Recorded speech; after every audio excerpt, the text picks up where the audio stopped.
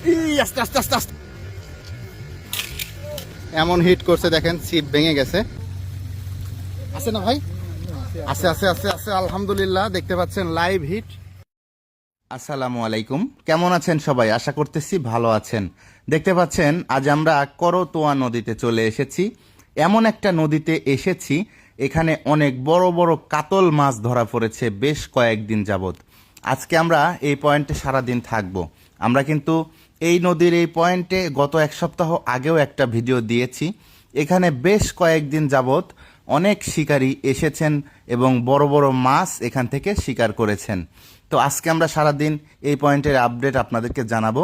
সারা দিন আমরা থাকবো এখানে, আপনাদেরকে মাছ ধরা দেখাবো, কেমন মাছ এখান থেকে ধরা পড়ে, আর এই পয়েন্ট কোথায় অবস্থিত, এই পয়েন্টের সুবিধা অসুবিধা সকল বিস্তারিত তথ্য আমাদের ভিডিওর মধ্যেই থাকবে। এখানে অনেক শিকারী বসেছে শুধুমাত্র বড় মাছ ধরার জন্য। আমরা তাদের সাথে কথা বলবো, তাদের মাছ ধরা দেখব। আশা করি আপনারাও শেষ পর্যন্ত দেখবেন। আজকে জুলাই মাসের 29 তারিখ 2025 সাল।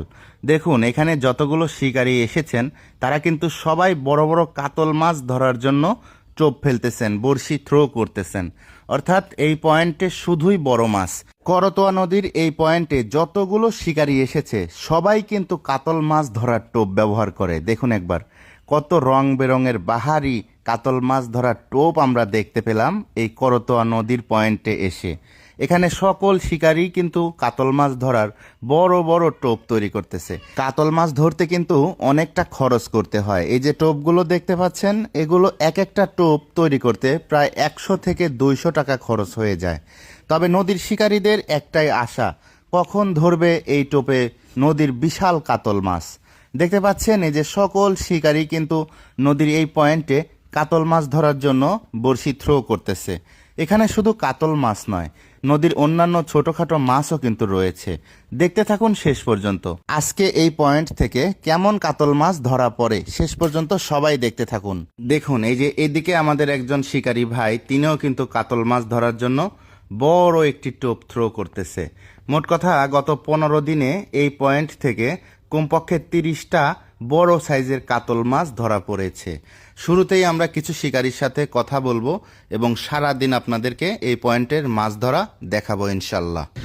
এদিকে আমাদের শাহজাদপুরের শিকারী সুজন ভাই, তিনি কাতল ধরার জন্য স্পেশাল টোপ দিয়েছে। এই দেখেন, এই যে মাশাল্লাহ। ভাইজান আসসালামু আলাইকুম। ভালো আছেন তো? কি অবস্থা আজকে এই পয়েন্টের বলেন তো? আজকে একটু আবহাওয়ার কারণে একটু নরমাল নাকি? একটু নরমাল। আমরা দেখতে পাচ্ছি রোদ নাই।